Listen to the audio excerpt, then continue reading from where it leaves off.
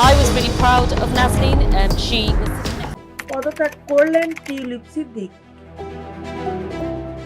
যুক্তরাজ্যের ক্ষমতাসীন লেবার পার্টির গুরুত্বপূর্ণ এমপি এবং দেশটির ট্রেজারি ও নগর বিষয়ক মন্ত্রী টিউলিপ সিদ্দিক পদত্যাগ করেছেন। দেশটির প্রধানমন্ত্রীর কার্যালয়ের বরাত দিয়ে এএফপি এই খবর দিয়েছে। গত 5 অগস্ট ছাত্র জনতার অভ্যুত্থানের মুখে দেশ ত্যাগকারী সাবেক প্রধানমন্ত্রী শেখ হাসিনার ভাগ্নে টিউলিপ সিদ্দিক। টিউলিপের বিরুদ্ধে ব্রিটেনে এবং বাংলাদেশের দুর্নীতিতে সংশ্লিষ্টতার অভিযোগ উঠেছে। That the government held very confidential negotiations and very sensitive negotiations.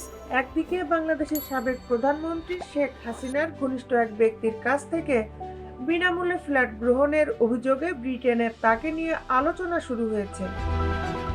অন্যদিকে রাশিয়ার অর্থায়নে নির্মিত বাংলাদেশের একমাত্র পারমাণবিক বিদ্যুৎ কেন্দ্র রূপপুর পাওয়ার প্ল্যান্ট প্রকল্প থেকে অর্থ সরানোর অভিযোগে বাংলাদেশের তদন্ত শুরু হয়েছে তার বিরুদ্ধে।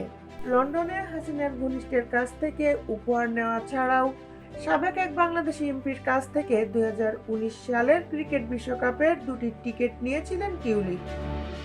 এছাড়া তার বিরুদ্ধে অন্যান্য আরও আর্থিক অসঙ্গতিরও অভিযোগ উঠেছে।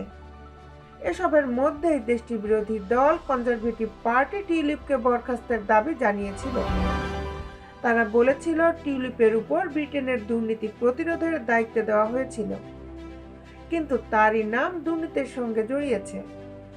এতে তিনি মন্ত্রিত্বের দায়িত্ব পালনের নৈতিকতা হারিয়েছেন। এছাড়া বাংলাদেশের প্রধান উপদেষ্টা ডক্টর মোহাম্মদ ইউনূস টিউলিপকে নিয়ে মন্তব্য করেছেন।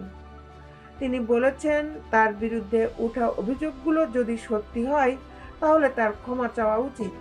টিউলিপ সিদ্দিকের দায়িত্ব ছিল যুক্তরাজ্যের অর্থবাজারের ভেতরের দুর্নীতি সামাল দেওয়া, অথচ তিনি নিজেই দুর্নীতিতে জড়িয়ে গেছেন এমন অভিযোগ উঠেছে। কয়েকদিন বেশ চাপে থাকার পর এবার মন্ত্রীর পদ থেকে পদত্যাগ করলেন তিনি। ওই পদত্যাগপত্রে টিউলিপ লিখেছেন, আমি কোনো দোষ করিনি, তবে আমি পদে থাকলে হয়তো সরকারের মধ্যে ক্ষোভ সৃষ্টি হতে পারে। খবর এএফপির। দেশ বিদেশের আপডেট নিউজ পেতে আমাদের সাথেই থাকুন। Justice television, Dhaka.